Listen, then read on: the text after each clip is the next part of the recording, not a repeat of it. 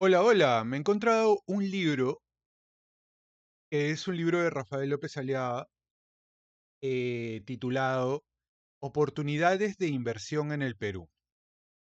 ¿Mm? Es un libro ciertamente académico. Es un análisis de nuestras ventajas comparativas en 6 sectores. Yo lo estoy revisando, no lo he leído todavía completamente, le he dado una revisada muy somera, muy superficial. Pero es interesante porque dentro de todo López Aliaga se presenta como un posible candidato presidencial. Ya lo fue en el pasado, actualmente es alcalde de Lima y conviene conocer un poco cuáles son sus propuestas o cuál es la manera en la que piensa, no desde el punto de vista de un plan de gobierno, sino desde un análisis que no pretende ser masivo, porque esto no lo publica para que sea masivo, sino aquí le está hablando seguramente a un sector bastante más académico, por lo cual eventualmente el texto podría ser un poco árido para quien no está acostumbrado a este tipo de lecturas. Tiene varias ediciones, la del 12, la del 14 y así hasta la séptima edición en el 2019, es decir, antes de que él sea candidato a la presidencia. Em, a ver, el Perú es un mendigo sentado en un banco de oro, Antonio Raimondi y tal, ¿no? Voy a leer un poco y me voy a arriesgar a leer el primer capítulo. Si tú consideras que este libro puede ser interesante para compartirlo, para que de repente puedas tener una idea de lo que él piensa, te sugiero que me dejes un comentario, que le des un like al video, porque con esa métrica yo me doy cuenta si este tipo de contenido es o no es interesante. A mí me parece interesante desde el punto de vista académico también, no solamente desde el punto de vista político, sino también desde el punto de vista académico para ir conociendo qué es lo que algunos expertos consideran o creen que se puede hacer con el Perú, por lo menos desde el punto de vista económico, que ya es bastante. Así que voy a leer para ti el prólogo y el primer capítulo. Pero antes de contarte el primer capítulo, yo quiero que conozcas cuál es el índice, para que tengas una idea de más o menos qué es lo que contiene. El primer capítulo es un marco conceptual, ¿ok? Es, digamos, para quien no conoce un poco qué es un marco conceptual, cuáles son las variables desde las cuales él va a abordar el tema económico para poder entendernos, ¿no? En términos académicos. Y esto supone atracción de la inversión, riesgo país, ventajas comparativas, ventajas competitivas, desarrollo de mercado de capitales, caso peruano. Ese es el primer capítulo, ¿ok? Interesante porque esto te ayuda a decir, bueno, ya, somos buenos en esto porque lo hacemos bien, o tenemos oportunidades en esto porque tenemos nuestra geografía es mejor, tenemos una amplia costa, tenemos muchas regiones altitudinales, tenemos una fauna diversa y tal. Son cosas para las que tú no necesariamente has trabajado, pero que te pueden servir de oportunidad. Y luego también están otras ventajas en las que sí has trabajado y que te pueden ayudar a estar mejor posicionado frente a otros países. Bien. Luego, el segundo capítulo es el sector agrícola. Geografía peruana, cimiento de ventajas comparativas, la oportunidad para el desarrollo agrario. Ventajas comparativas agrarias. ¿Qué producimos actualmente? Espárragos, alcachofas, mangos, uva, banano orgánico, palta, páprica, cítricos. Caso exitoso, Valle de Nepeña. ¿Ok? Entonces se le va a dedicar un espacio a cada uno de esos productos y supongo que va a dar su punto de vista en relación a este tema. Como les digo, el texto es bastante académico. Luego, el capítulo 3 habla del sector minero. Perú minero, en cifras y situación actual. Ventajas comparativas del oro peruano, comparativas de minas polimetálicas, comparativas de minas no metálicas y hierro, El Perú en el mundo, síntesis y ventajas comparativas mineras del Perú.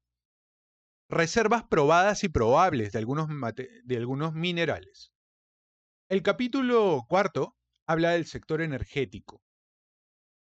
Igual, comparativas de hidroenergía, biocombustibles, gas natural, energía eólica. Luego, en el capítulo quinto, habla del sector forestal. Ventajas comparativas, forestales de la costa, sierra y selva peruana.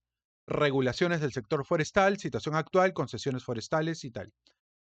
Capítulo sexto, del turismo, que es interesante siempre el turismo. Ventajas comparativas del turismo en el Perú. Aporte del turismo como dinamizador de la economía, el turismo como factor para el desarrollo económico. La realidad turística nacional, turismo peruano en la actualidad, turismo cultural, turismo de aventura, turismo gastronómico.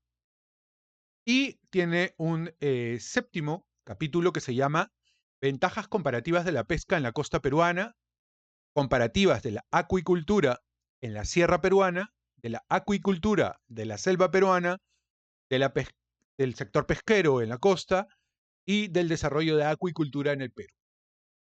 ¿Ah? Si el primer...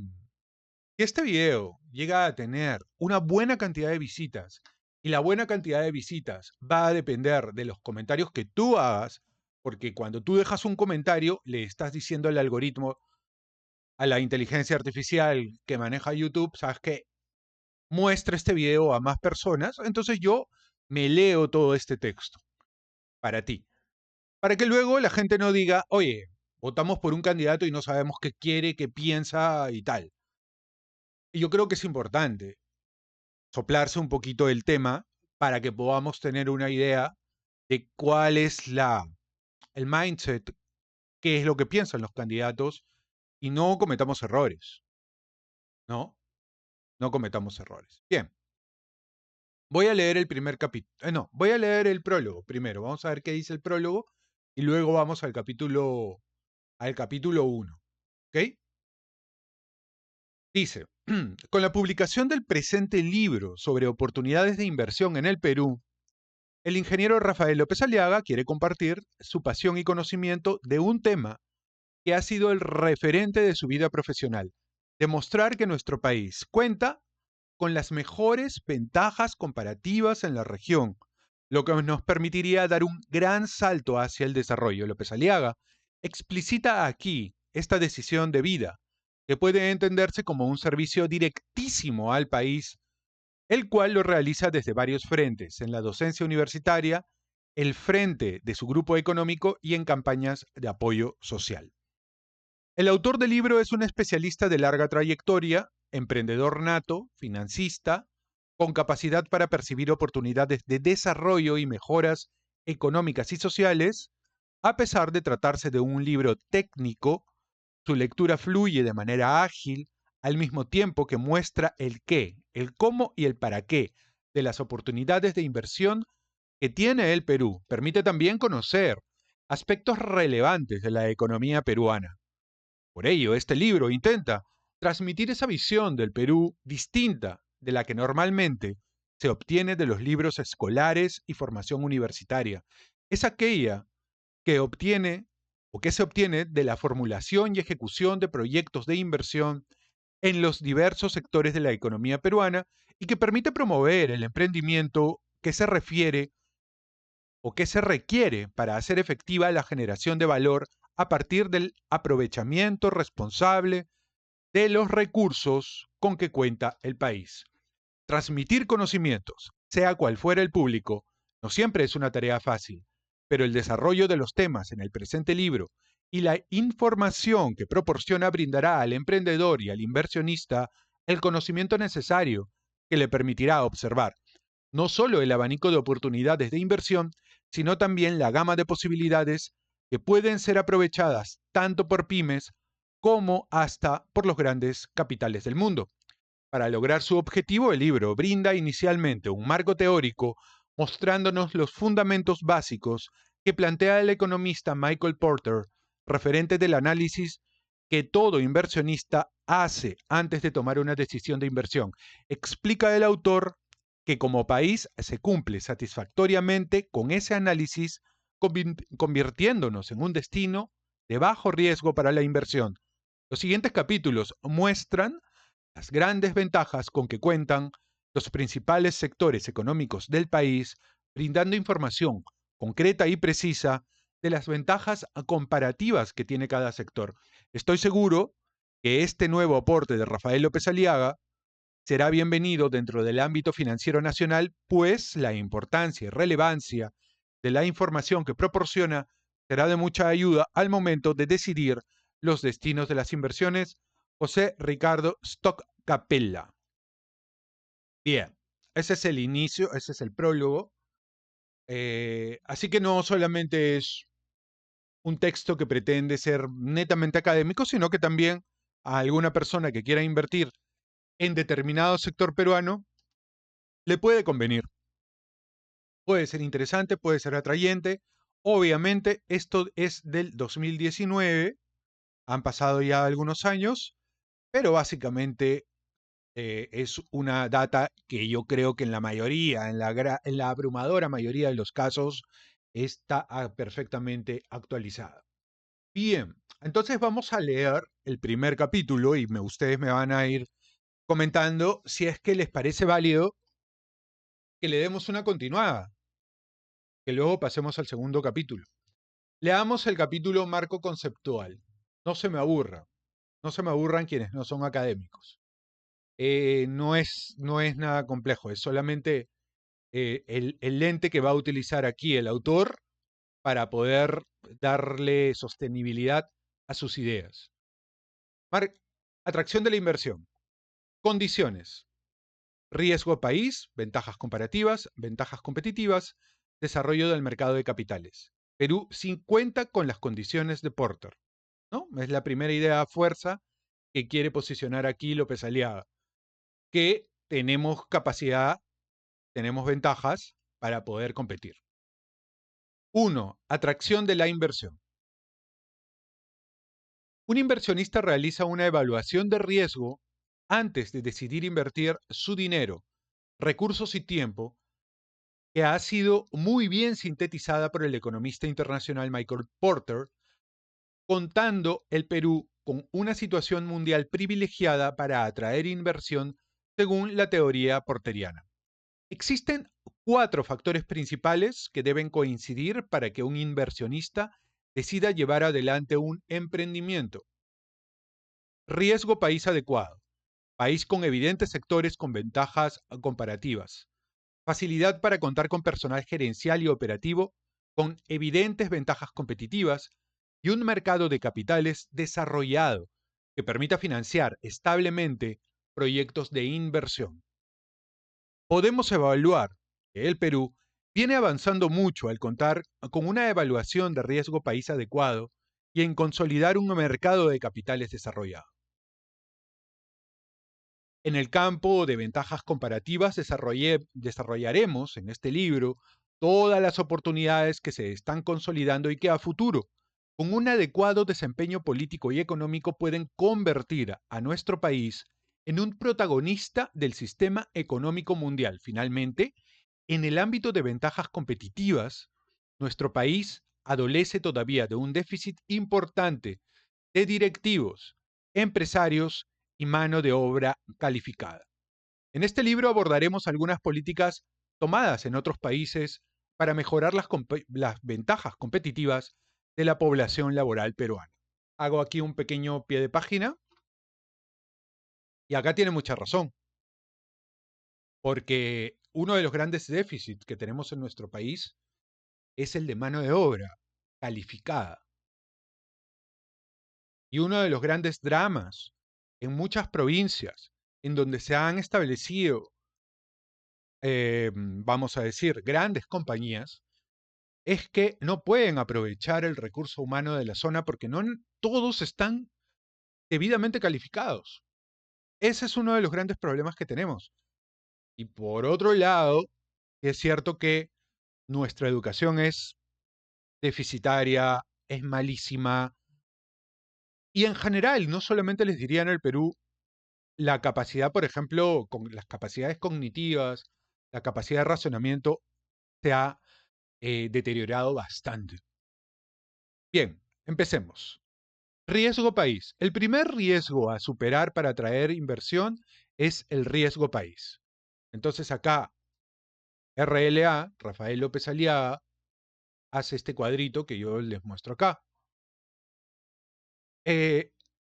Factor, estabilidad política. Estas son las variables que definen el riesgo país dentro de su planteamiento. Democracia, plaza financiera, seguridad, marco legal específico, favorable y simple. ¿Mm? Y aquí aparecen las barritas de los países con mayor riesgo país, ¿no? Y entonces aparece Venezuela, que tiene mayor riesgo país, y en ese momento Ecuador también. México tenía un riesgo país moderado y Perú en ese momento tenía un riesgo país pequeño. Si ustedes comparan, es el que menor riesgo país tiene. Y lo comparan con Venezuela. Año 2017, ojo el piojo. Que en el 2016, luego de PPK, la cosa se viene deteriorando muchísimo más en términos de estabilidad política. En más de una oportunidad y dependiendo de la especialidad del inversionista que recibimos cuando vienen al Perú, la primera duda que siempre surge es, explícame tu país. Y por consiguiente, es lo primero que hacemos. Michael Porter, sobre este punto, explica, un inversionista, de lo primero que se fija es que exista democracia, pues eso asegura que existirá una división de poderes que permitirá que estos se equilibren. Si no hay equilibrio de poderes, no hay democracia. Otro tema importante que disminuye el riesgo de invertir es la existencia de instituciones sólidas y de prestigio, donde la institucionalidad esté por encima de las personas. Sobre ello, mencionamos a la Superintendencia Nacional de Administración Tributaria, SUNAT, aunque valgan verdades, hace 20 años el actuar de esta institución dejaba mucho que desear.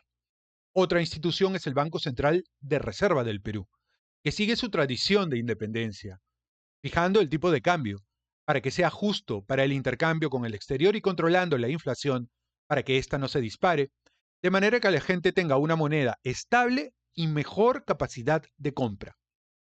Otra institución importante, aunque no tiene tanto prestigio como se quisiera, es la Policía Nacional del Perú, por la cual todos debemos velar para que sea un baluarte de institucionalidad. Existe una reforma pendiente en esta última institución, la cual debe ser profunda y que necesariamente debe realizarse para el bien del Perú, o del país en todo caso. Otro sistema que ha mejorado su desempeño en el Perú son los registros públicos. Luego de una fuerte reforma al interior de su organización, hoy se puede decir que es una de las instituciones modelo de servicio eficaz. Antes demoraban una eternidad en registrar poderes y o propiedades. Hoy gran parte de la propiedad del país se encuentra en proceso de registro. Otras instituciones como COFOPRI, Cancillería y hasta la Biblioteca Nacional son ejemplos de instituciones sólidas que le brindan un alto grado de institucionalidad a nuestro país. Mientras más instituciones independientes existan y mientras menos dependan de un líder, como por ejemplo el presidente de la República de turno, harán de nuestro país un lugar seguro y más atractivo para las inversiones. Esta institucionalidad hace, por ejemplo, que a Chile se le otorgue una nota más alta como país. De 0 a 20, Chile puede ser un 16 porque ya no depende de un presidente, de un ser humano, pues tiene una institucionalidad envidiable. Usando frases de moda, tienen muy claro su hoja de ruta, una hoja que la tienen hace más de 30 años y que tanto técnicos como partidos políticos se pusieron de acuerdo en la ruta económica a seguir. Es así como ellos ya tienen metas trazadas y saben muy bien a dónde quieren llegar en el 2020, 2030. Chile tiene sus metas claras y apuntan a ser un país desarrollado en 10 o 15 años más. Una forma de cómo medir esto es usando índices de bienestar de la gente. Por ejemplo, digamos que el índice de leche per cápita es un indicador crucial y digamos que Perú cuenta con una unidad en este indicador. En Chile se encuentra 5 veces más de consumo de leche por persona y en Alemania 10 veces más. Y es porque Alemania es un país avanzado, desarrollado y del primer mundo. Ahí se ve claramente que este ejemplo de índices del 1 al 5 y al 10 se repite casi en todo. Puede verse en la compra de autos, 5 veces más en Chile que en Perú, consumo de gaseosas, 5 veces más, cervezas, también 5 veces más, mientras Alemania se va para 10 veces más. Mi intención de citar estos ejemplos es que si en un país no hay democracia y no hay una independencia de sus instituciones, no hay posibilidad alguna de que existan condiciones mínimas para las inversiones. Hoy podemos decir que existe un marco legal nacional y un marco legal supranacional que permite respaldar y proteger cualquier inversión, venga de donde venga. Contamos con tratados de libre comercio, TLC, con las principales potencias del mundo, con Estados Unidos, con la Unión Europea, Japón, China, Corea del Sur, y venimos negociando tratados con la India y Turquía. En el caso de China, somos el segundo país que tiene TLC con este gigante del Asia. Chile ya lo hizo. De alguna manera, nos hemos convertido acertadamente en seguidores de la política de comercio exterior de Chile. Estamos actuando con agilidad, realizando los mismos movimientos que Chile realiza. El TLC firmado con Japón y China ha producido como consecuencia que Corea del Sur quiera la firma de un TLC con Perú. Los autos chinos que van a ingresar al Perú tendrían cero aranceles, lo que haría que sus marcas, Kia, Hyundai, SsangYong, etcétera, se ofrezcan con un precio de venta mayor por el 20% de arancel que tendrían que pagar. Situación similar es la de Japón. Aunque actualmente Chile es potencia mundial en exportaciones, Perú tiene todo para hacerlo y superarlo, pero faltan los mecanismos legales necesarios. Uno de ellos son los TLCs, que le han dado estabilidad. Existe otro mecanismo más, que ha hecho que existan buenas condiciones para invertir, y es que en el Perú se concede a los inversionistas extranjeros una estabilidad jurídica para la inversión por 15 años. Esto significa que no se cambiará el marco tributario. Los primeros acuerdos se firmaron en el año 93-94 y se firmaron con los países que más invierten en el Perú. Canadá, Estados Unidos, Alemania, Argentina y hasta Chile. Existe una serie de acuerdos de estabilidad jurídica previos al famoso TLC que están haciendo que el Perú se convierta en un país exportador en potencia, hecho que ha permitido que a corto plazo las exportaciones anuales hayan pasado de 7.000 millones en el año 2000 a un pico de 47.000 millones en el 2012. Del 2000 hacia adelante, las exportaciones en el Perú encontraron un ritmo vertiginoso de crecimiento. Y esto tiene que ver con el hecho de que se ha despertado la vocación empresarial de mucha gente que son microempresarios y alguno otro mediano empresario que ha empezado a exportar de a pocos y que además cada año se vienen sumando unos 100 exportadores nuevos, aunque cuyas ventas iniciales solo alcancen el $1.000.000, de acuerdo a las buenas proyecciones económicas del país. Es casi seguro que en 20 años tendrán unas ventas anuales que bordeen los $20 millones. La característica de estos empresarios es que buscan un nicho de negocio y poco a poco lo van desarrollando, demostrando un emprendimiento digno de ser resaltado. Y eso lo demuestran las estadísticas que hay sobre emprendimiento a nivel mundial, que colocan al Perú en el número 4 en el mundo, por encima de Chile. En el Perú, la capacidad de autogeneración de empleo es muy alto. El 80% del empleo es generado por la micro y mediana empresa peruana. Por eso la economía peruana depende mucho del mercado interno. El consumo de este mercado lo produce la pequeña y mediana empresa, una producción que no es ofertada por televisión. Ese 80% está oculto, pero poco a poco comienzan a destacarse y florecer algunas marcas que van mejorando. Así, por ejemplo, tenemos el caso de Colarreal, Jambal, que son importantes ejemplos del emprendimiento y desarrollo empresarial peruano. Las cifras nos indican que la mayor cantidad de inversión en el Perú la hacen los propios peruanos. aproximadamente unos 10.000 a 12.000 millones de dólares por año. El Estado invierte aproximadamente unos 8.000 a 10.000 millones y el monto de inversión extranjera es aproximadamente unos 8 millones más, sumando un aproximado de 30.000 millones por año. Cifra bastante importante, pues por muchos años de crisis, década de los 80, la inversión era cero, incluso hasta negativa. El ingreso de dólares producto de las exportaciones, sumado al dinero ingresado por concepto de nuevas inversiones, genera una tendencia a la baja del tipo de cambio, situación de lo más perjudicial para el sector exportador. Actualmente existe mucha oferta de dólares para el interior del sistema peruano, haciendo que el cambio baje, razón por la cual el Estado, a través del Banco Central del Reserva, salga a comprar esos dólares excedentes, evitando que colapse el tipo de cambio y con ello evitar la debacle del sector exportador.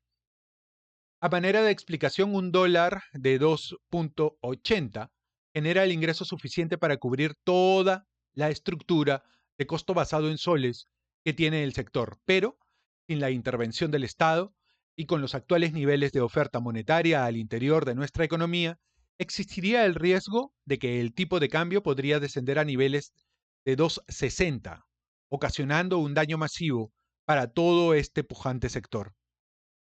Cualquier clase básica de economía nos enseña que emitir nuevos circulantes sin respaldo de producción genera inflación, razón por la cual el propio Estado tiene la política de esterilizar dichos soles emitiendo títulos valores en moneda nacional.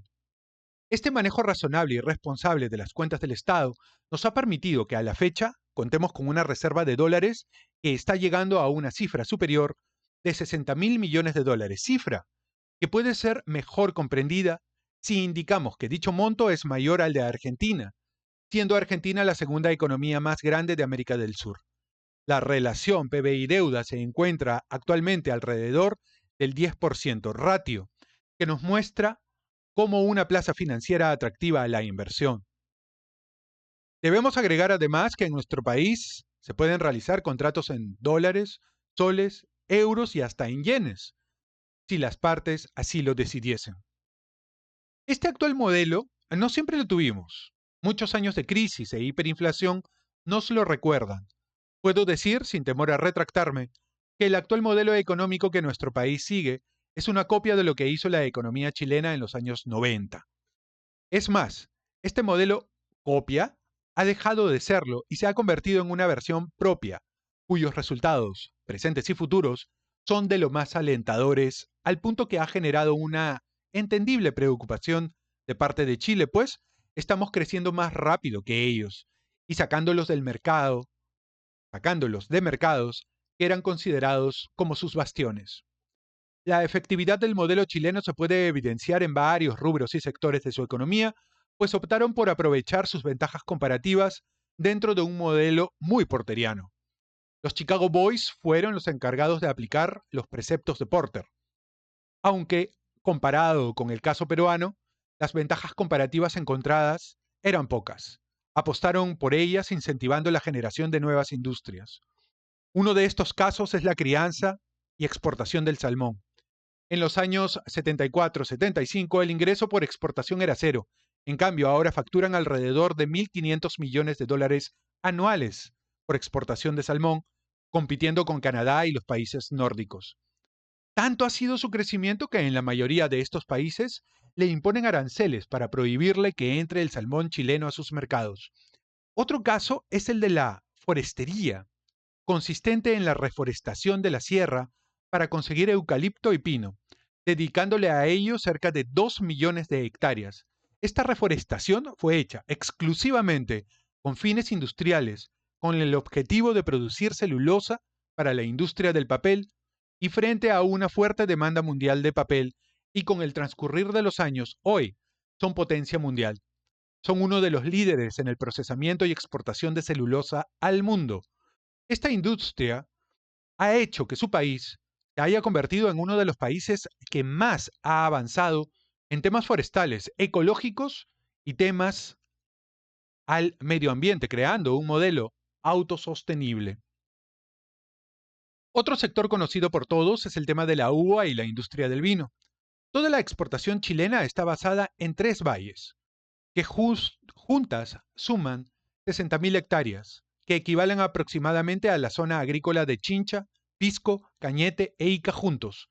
Y solo con esa área, exportaciones, Chile genera más de 1.000 millones de dólares al año.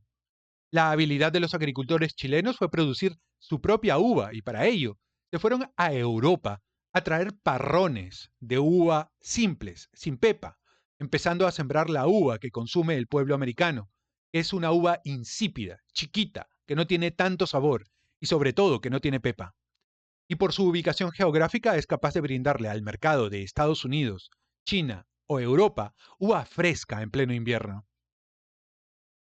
La explicación de lo dicho hasta el momento en el presente libro tiene la clara intención de demostrar que la aplicación correcta de modelos de desarrollo en base a las ventajas comparativas que el Perú posee nos ha convertido en una plaza financiera que es tomada en cuenta por los inversionistas más importantes a nivel mundial al momento de elegir el destino de sus inversiones. Si bien la seguridad de las inversiones se encuentra asegurada con el respeto del marco jurídico e institucional que el país ofrece, este no será suficiente si es que no se cuenta con una seguridad individual, es decir, brindar seguridad al ciudadano de a pie. Independientemente de todo el mal que los grupos terroristas provocaron a la economía y a la sociedad peruana durante años, un hecho que nos marcó a nivel internacional fue cuando Sendero Luminoso asesinó a un grupo de técnicos japoneses que se encontraban en Guaral realizando labores de cooperación técnica internacional. El asesinato de estos jóvenes japoneses que se encontraban trabajando en la transferencia de tecnología de manera gratuita, cumpliendo una vocación de servicio, generó el repudio mundial y el rechazo institucional de todas las entidades cooperantes, que nos marginó como zona no merecedora de este tipo de cooperación. Esta situación cambió radicalmente el 12 de septiembre de 1992, cuando en un operativo policial es atrapado el líder de Sendero Luminoso, Abimael Guzmán Reynoso, hecho que fue entendido por los inversionistas locales e internacionales como el inicio del fin de la inseguridad que en dicho momento vivía el país. Esto se reflejó inmediatamente el primer día útil a la captura con la subida en 10% de la Bolsa de Valores de Lima, el máximo permitido por ley en una jornada. Alza que se mantuvo durante las 3 semanas siguientes con un interés especial en adquirir aquellas acciones conocidas como blue chips. Otro de los factores que un país requiere para su desarrollo dentro del marco propuesto por Porter es contar con un marco legal adecuado, y en ese sentido el Perú tuvo el tino de regular las principales actividades económicas, generando con ello el marco necesario para el crecimiento que como país estamos viendo y viviendo actualmente. Esta regulación del mercado se realizó inicialmente copiando modelos americanos, chilenos, mexicanos y hasta británicos. Luego, con el transcurrir de los años y con la intención de corregir aquellas particularidades propias que tiene nuestro mercado, esos modelos fueron perfeccionados y corregidos. Un ejemplo de esto son las AFPs. Cuando se implementó el sistema privado de pensiones en el Perú, el marco legal que se generó para la actividad previsional fue prácticamente una copia literal de la ley chilena. Muestra de ello es que a través de fe de erratas fueron corrigiendo muchos términos y actividades chilenas que no tenían sentido en la actividad peruana. Aunque esta ley copiada era quizá la versión 20.1 de la actividad previsional chilena, hoy en día el mercado peruano ha generado por sí mismo las mejoras y límites necesarios para que la actividad previsional cumpla con el objetivo de brindar una pensión de jubilación digna y suficiente para el trabajador al momento de su cese laboral. Pie de página, ahí podríamos discrepar un poquito, ¿no? La especialización que tiene esta actividad ha llegado a tal punto en que, si bien es cierto, se encuentra lejos de ser perfecta, los americanos están revisando y evaluando el sistema, pues se encuentran muy interesados en dicho modelo. Una de las principales bondades que le ven al sistema es la obligatoriedad del aporte y el fuerte estímulo que brinda al crecimiento del ahorro interno. Es más, Los fondos de pensiones se encuentran permanentemente en búsqueda de opciones financieras para invertir a largo plazo, teniendo en cuenta que los aportes de hoy deben invertirse pensando en las pensiones de mañana, esto es, inversiones a 15, 20 o 30 años, siendo las emisiones de bonos y los proyectos de inversión en infraestructura una alternativa muy requerida. Pero si algo debo de criticar a nuestro actual modelo pensionario, es el hecho de que se permita que hasta un 30% de los fondos puedan ser invertidos en mercados financieros en el exterior. Hecho para mí incomprensible, teniendo en cuenta que somos el país con mayores ventajas comparativas de la región. Entonces es justo preguntarse, ¿cómo es posible que no tengamos la capacidad suficiente para generar una cartera de proyectos de inversión en infraestructura o servicios que bien podrían ser financiados por ese 30%, aproximadamente unos 15.000 millones de dólares, y que por esa razón ese dinero tenga que ser invertido fuera? En casos como este, considero que no se debe tener miedo al ingreso del Estado para que realice el engranaje necesario para impulsar cada uno de estos proyectos de inversión. Si el temor fuera un tema de riesgo financiero el que motiva esta situación, considero que no es necesario crear la pólvora. Existen muchos mecanismos que pueden usarse, fideicomisos, por ejemplo, o participaciones mixtas. Todo lo dicho en estas primeras líneas tiene un objetivo: demostrar que las cuatro variables de Porter en relación a la actividad política que debe tener un país para ser considerado como destino de inversiones se cumplen en Perú. Y aquí hay otro cuadro que aparece que se llama clasificación de riesgos, risk rating, y aparecen todos los riesgos, todas las clasificaciones ofrecidas por Standard Poor's.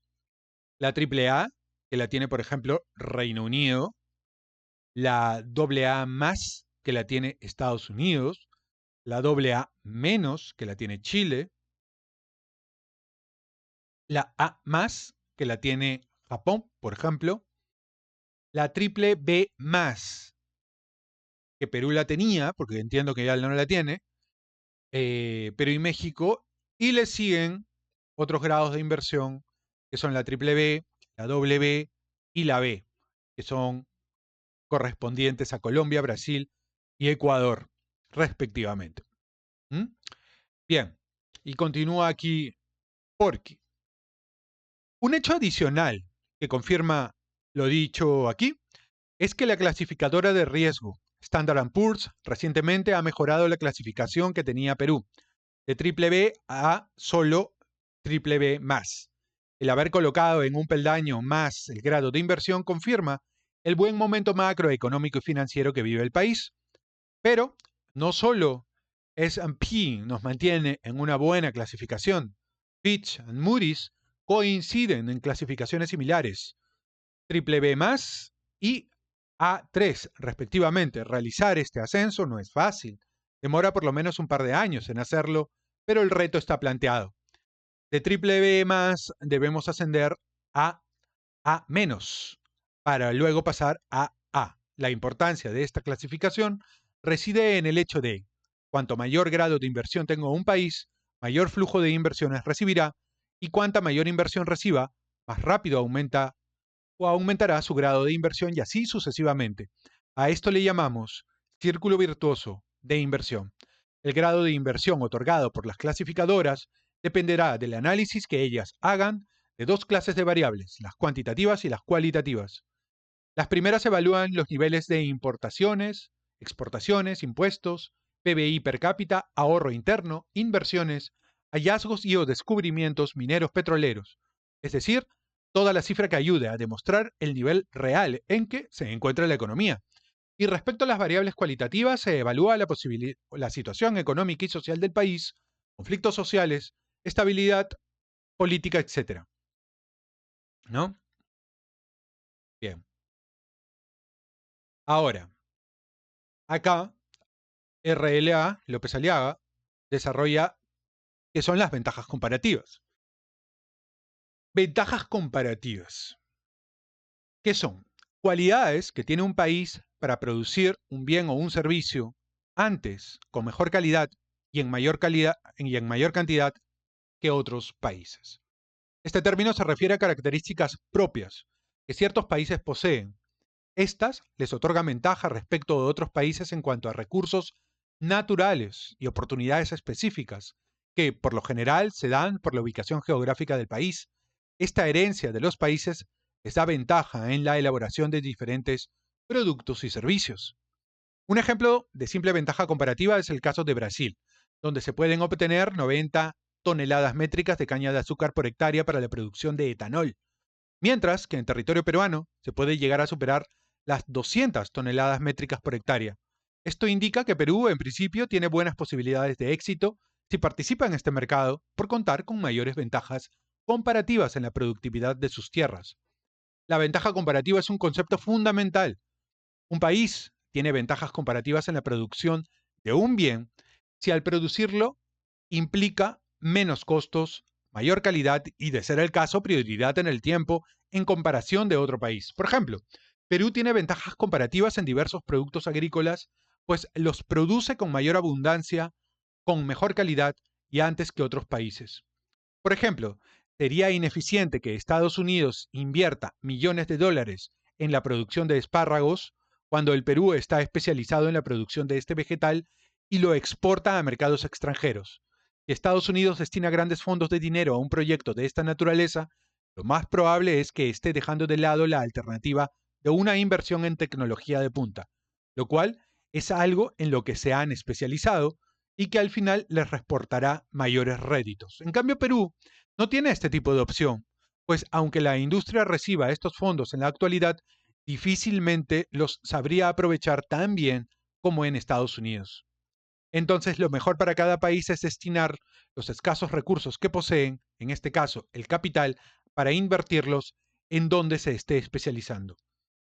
En el caso de Perú, se tiene una ventaja comparativa frente a muchos países americanos, europeos y asiáticos si se considera que de las 108 zonas de vida reconocidas en el mundo, Perú cuenta con 84 de ellas y además tiene 28 de los 32 tipos de clima existentes. De esta manera, la megadiversidad que posee el Perú permite ofrecer una gran variedad de productos y servicios que otros países no pueden ofrecer y de hacerlo incurrirían en costos muy elevados, limitando así su capacidad de acceso a mercados globalizados. Ventajas competitivas. ¿Qué son? Son habilidades humanas que permiten que un país, en base a capacidades intelectuales y culturales, obtengan ventajas en determinadas industrias frente a otros países. Por ejemplo, Japón. Tipos de ventajas competitivas: marketing, tecnología, dirección de personas, financieras. Respecto a las ventajas competitivas, se entiende por estas a los conocimientos y habilidades humanas de carácter intelectual que permiten incorporar valor agregado a los productos y servicios para que estos consigan una mejor posición frente al competidor. Esto comprende tecnología, dirección de personas, marketing, finanzas, entre otras ventajas competitivas. Conociendo las implicancias de las ventajas comparativas y ventajas competitivas, habría que ver las ideas que expone Michael Porter acerca de ellas. Durante las últimas décadas, Porter ha brindado al mundo un valioso aporte: dar forma a las ideas fundamentales de la competencia. Sus ideas han evolucionado desde su primera publicación. No obstante, su pensamiento continúa girando sobre la idea de que no es suficiente tener ventajas comparativas, sino que se debe buscar desarrollar ventajas competitivas, pues son estas las que dan paso al desarrollo de las personas, las empresas, los mercados, la economía, las naciones y el mundo. Para entender mejor este concepto, se puede recurrir a la siguiente comparación si se observa las cifras del Producto Bruto Interno de Singapur y Perú. Podrá notarse que el primero supera en más de 40.000 millones de dólares en el 2006, lo cual en principio nos haría pensar que están haciendo mejor uso de sus grandes cantidades de recursos. Sin embargo, Singapur es un país del sureste asiático con una población un poco mayor a los 4.6 millones de habitantes, con un área de 693 kilómetros cuadrados, un clima tropical caluroso y húmedo durante todo el año, y su independencia definitiva la obtuvo en 1965. Por su lado, Perú tiene 6 veces su población. Su extensión territorial es más de 1850 veces la extensión de Singapur. La región Tumbes es 6 veces más grande que este país. Cuenta con una gran variedad de climas y su independencia fue lograda en 1821, es decir, 144 años antes que la de Singapur. Entonces, se nota que no es precisamente una ventaja comparativa la razón por la cual ellos han logrado superar a los peruanos, sino que es debido a las ventajas competitivas que han desarrollado sus habitantes respecto a los peruanos. Singapur ha concentrado sus esfuerzos en dar valor agregado a sus productos para luego exportarlos. Se esfuerza en disponer de manera eficiente sus recursos económicos para destinarlos a una mejor educación, investigación y desarrollo de nuevas tecnologías. Asimismo, estas ventajas se pueden explicar si se tiene en cuenta su cercanía y relaciones comerciales con mercados internacionales exigentes que los obligan a buscar ser cada vez más competitivos. Esta idea de la competitividad no es algo extraño para los países desarrollados, es un concepto que han buscado aplicar y desarrollar para lograr sus objetivos. Por ejemplo, China ostenta tasas de crecimiento alrededor de 6 y 7% y sus funcionarios de gobierno admiten que es la competitividad el principal motivo por el cual están alcanzando estos niveles sorprendentes de crecimiento económico. Como ya se ha mencionado para Porter, las ventajas comparativas no son suficientes para lograr ser una nación próspera. Esto en realidad depende de las capacidades de las industrias para innovar y mejorar ante la presión de la competencia que se presenta en su sector, en la economía de su país y en los agentes que se interrelacionan con estas industrias en el contexto internacional. Con esta idea, Porter no pretende que una nación tenga ventajas competitivas en la mayoría de los sectores, pues éstas se consiguen de acuerdo al ambiente que el país ofrece a sus industrias y al desarrollo de las habilidades del capital humano, calidad de su gente, educación, conocimiento, habilidades, considerando un entorno eficiente y estimulante que permita el progreso. Según Porter, hay quienes sostienen que la competitividad se funda en las variables macroeconómicas tales como el tipo de cambio, las tasas de interés, inflación o déficit público. Sin embargo, Porter responde señalando que Japón creció a pesar de su déficit presupuestario. Así también lo hizo Italia, con altos tipos de interés. Otros probablemente, viendo el caso de China, argumentan que la competitividad se basa en una mano de obra barata y abundante. Pero esta vez Porter recuerda los casos de Alemania, Suecia y Suiza. Estos países crecieron a pesar de salarios altos y escasez de mano de obra. También se ha dicho que esto tiene una conexión con la abundancia de recursos naturales. Esta postura queda descartada si se observa que hay muchos países con abundantes recursos naturales que no han logrado desarrollarse, como es el caso del Perú. Algunos, algunos plantean las políticas de gobierno como las generadoras de la competitividad. No obstante, Porter recuerda el caso de Japón, Alemania e Italia, cuya intervención estatal ha sido poca o ineficaz, y aún así lograron desarrollarse. Otra de las explicaciones que se refiere a las prácticas de gestión, sin embargo, Porter pudo comprobar que los diferentes modos de dirección en empresas de diversos países no coinciden directamente en la baja o alta rentabilidad que puedan tener. Dentro del planteamiento de todas estas tesis, Porter observa que la productividad es el elemento subyacente a la competitividad, puesto que la productividad se alcanza con una mano de obra especializada y altamente calificada, junto a tecnologías avanzadas en algún proceso específico. Todo esto inicia un círculo económico virtuoso que alcanza la competitividad, finalmente se traduce en mayores salarios y rendimientos económicos que concluyen en el incremento del bienestar para toda la sociedad. Porter señala que se debe buscar la competitividad también a largo plazo. Esto es fundamental debido a que es precisamente esto lo que le brinda a las naciones una ventaja sostenible frente a sus competidores, de manera que el incremento del nivel de vida inicial no sea solo un golpe de suerte conseguido por un efecto transitorio del incremento de productividad en alguna industria determinada. En este sentido, para conseguir ser competitivo a largo plazo, los integrantes del sector en prosperidad deben buscar potenciar sus capacidades intelectuales de manera constante. En otras palabras, deben velar permanentemente por la mejora del producto que ofrecen al mercado, de manera que la competencia vuelva a ser más eficiente a quienes participan en el sector. Se observa entonces que las empresas que generan esta innovación y mejora constante en el producto que ofrecen al mercado estarán preparadas para aprovechar mejor el comercio internacional y la inversión extranjera. De no mejorar constantemente, las empresas menos competitivas se verían rezagadas por aquellas empresas que sí han logrado niveles de competitividad adecuados y que en virtud de ello no solamente pueden satisfacer de mejor modo las demandas nacionales, sino también las demandas extranjeras. En otras palabras, están listas para ampliar su mercado mediante las exportaciones. De acuerdo a lo que se ha expuesto hasta el momento, la competitividad que se genera en una nación no se da en todos los sectores y ni siquiera en las grandes potencias internacionales como Estados Unidos o China. Lo- Siempre son unos pocos sectores los destacados y son estos los cuales permiten a las industrias especializarse y utilizar mejor los recursos que posee el país. Inclusive Porter señala que la ventaja competitiva puede estar no en un sector, sino específicamente en un subsector de la industria. Llegados a este punto, todo esto debe implicar el hecho de que la nación se convierta en un lugar atractivo para las empresas competitivas internacionalmente, debido a que éstas puedan establecer sus fábricas en territorio nacional. De lograr atraer empresarios internacionales dispuestos a trabajar en el país, se lograría conseguir inversión extranjera directa, la cual es mucho más beneficiosa para la nación en comparación con la inversión extranjera especulativa o de portafolio.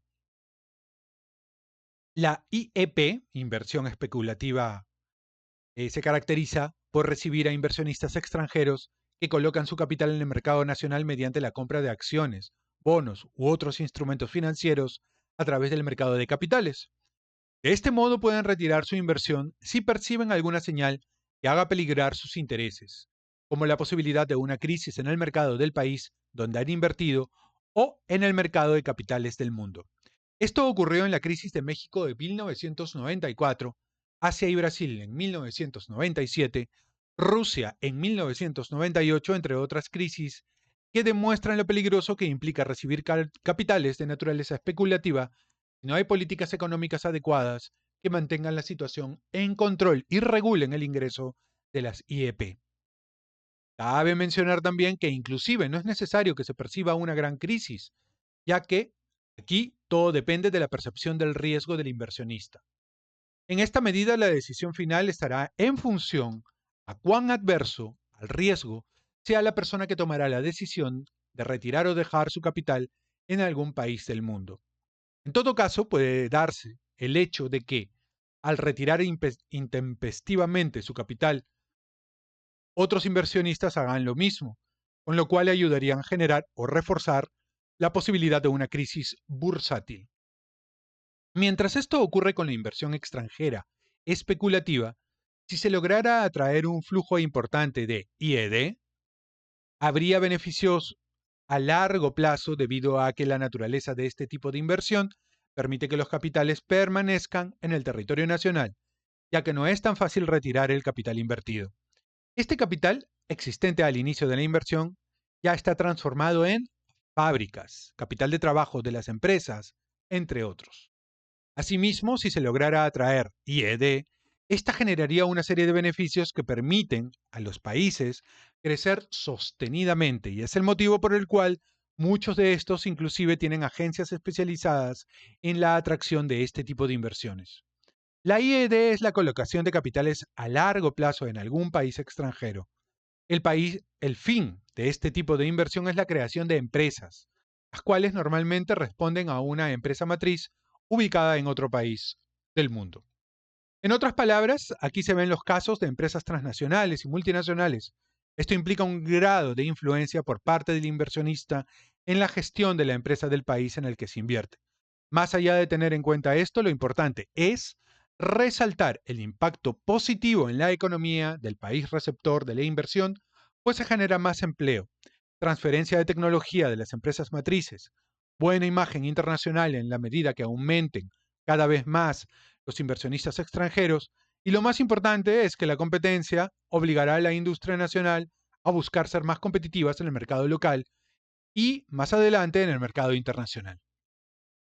En términos concretos, Así, la IED tiene lugar cuando empresas como McDonald's o Sanga Falabella establecen filiales en otros países como el Perú.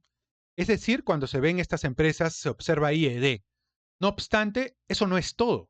Además, los capitales que las empresas matrices colocan en los diferentes países también brindan su know-how, o lo que es lo mismo, los conocimientos y tecnología que tienen para poder tener éxito en el mercado. Esto es muy importante, pues se debe atraer inversión cuyo destino no sea un sector en el cual se demande mano de obra poco calificada, sino que se debe procurar traer IED cuyo destino sean sectores enfocados a la tecnología, pues esto demanda más capital humano, lo que conlleva finalmente a un círculo virtuoso del que se hablará más adelante. Basta por ahora decir lo siguiente. Es mejor la IED, que se destina a crear fábricas de componentes para computadoras de última generación, en lugar de tener IED destinada a simplemente extraer recursos naturales de suelos peruanos. No obstante, también es cierto que si la extracción de recursos naturales se suman actividades que le dan valor agregado al proceso, esto también tiene resultados positivos. Por ejemplo, de esto es Chile, con sus actividades que empezaron como extracción simple de recursos naturales forestales y ahora exporta celulosa. Porter señala que la competitividad de las empresas en el tiempo está regida por la innovación y la mejora constante de la productividad. De esta manera, la empresa puede sobresalir a través de la oferta de productos y servicios diferenciados por su calidad e innovación, marcando así sus ventajas competitivas. A pesar que suena lógico lo planteado por Porter, aún son muchas empresas reacias a la innovación o al cambio. El motivo es que tienen temor a perder lo que poseen o temor a perder la estabilidad de la que gozan en el momento.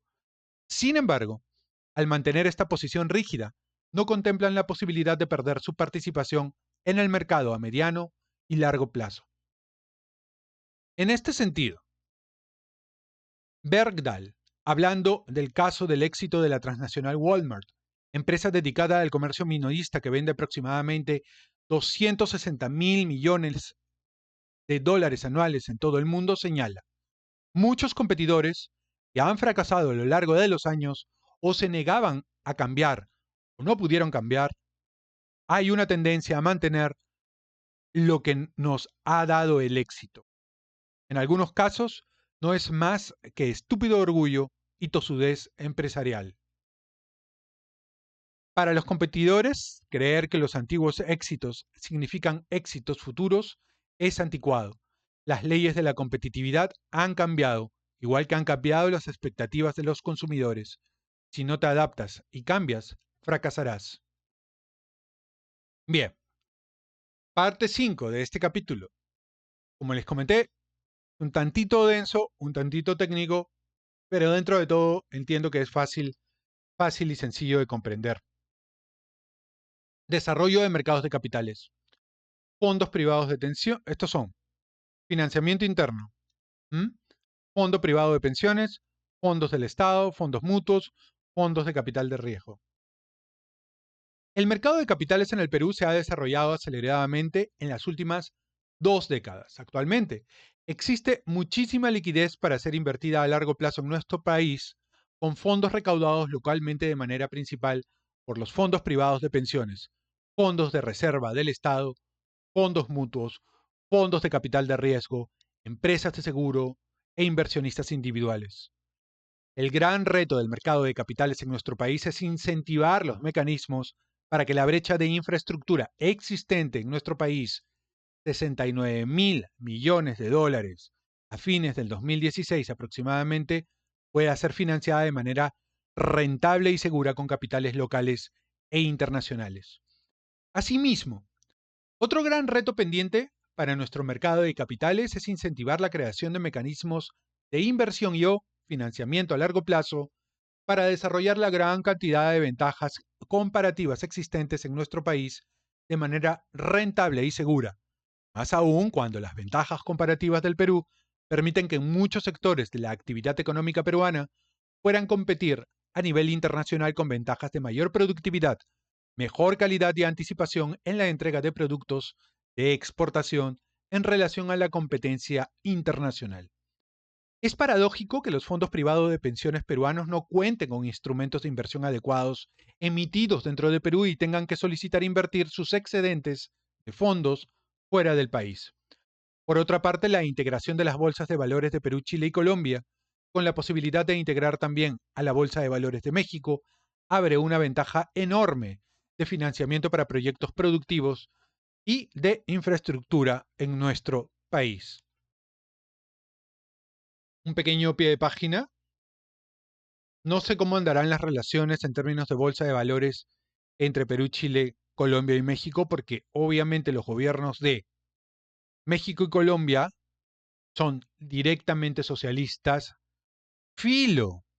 No lo son, obviamente, porque ese no es su sistema político, pero son filocomunistas. No son comunistas en términos políticos, en términos de régimen político, pero, a ver, a sus presidentes les encantaría.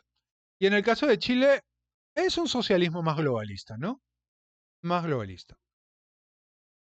La posibilidad de obtener capital de riesgo y o financiamiento a largo plazo con fondos recaudados dentro del Perú es una realidad ya comprobada en varios casos exitosos de banca de inversión. Sin embargo, todavía queda un camino largo por recorrer para que el mercado de capitales peruanos esté a la par de mercados similares a nivel internacional. El caso peruano. El sabio Antonio Raimondi acuñó la frase: el Perú es un mendigo sentado en un banco de oro. Ahora, después de haber revisado la teoría que se ha expuesto, se puede decir que el Banco de Oro representa las ventajas comparativas que ofrece el Perú, mientras que el mendigo refleja las escasas ventajas competitivas que se poseen. En otras palabras, son las personas que aún no están suficientemente capacitadas como para aprovechar adecuadamente las ventajas comparativas con las que cuenta el Perú. Efectivamente, los peruanos estamos sentados en un banco de oro, pues se poseen grandes recursos y ventajas naturales en diversos sectores, en las que los peruanos no hemos tenido participación alguna. Se cuenta con ventajas comparativas por cuestión de azar. Es la suerte de los peruanos el haber nacido en un territorio que ofrece lo que tantos países quisieran poseer.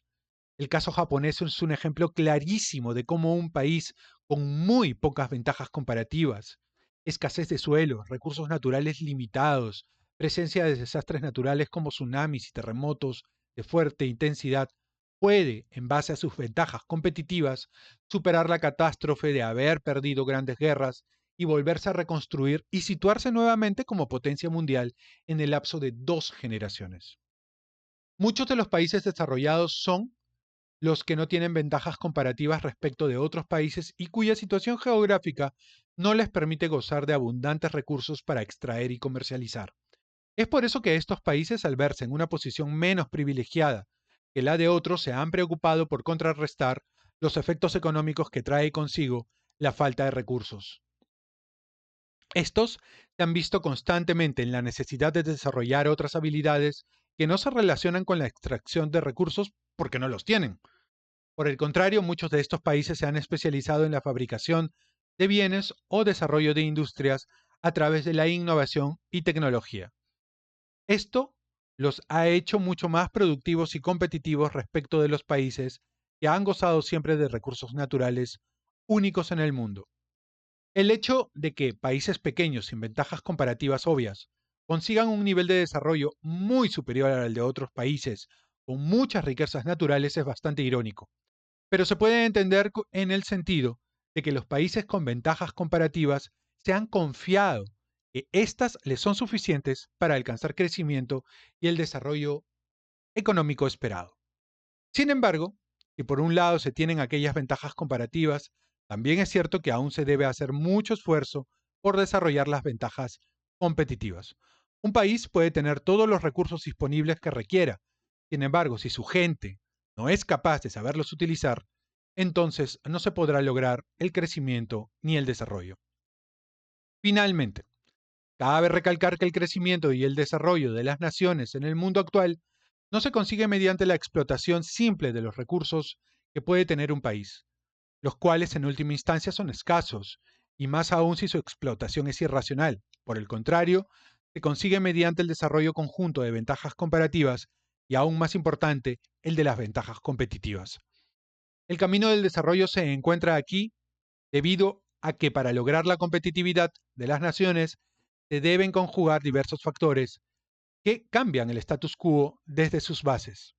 En este sentido, la definición de competitividad mide la capacidad de un país para alcanzar altas tasas de crecimiento económico sostenido, y esto es un elemento que buscan los inversionistas, pues implica seguridad para su inversión.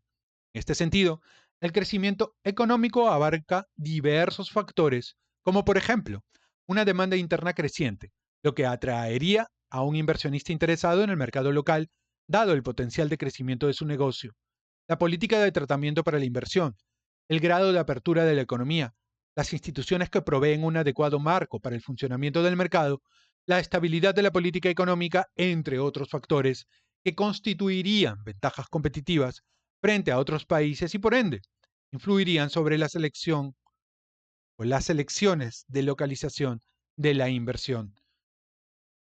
Mercedes Arauz. Así como se explica en el párrafo anterior citado, es importante mencionar también que el desarrollo de las habilidades de un país para alcanzar la competitividad debe ir acompañado de diferentes factores para poder obtener un crecimiento económico y un desarrollo integral.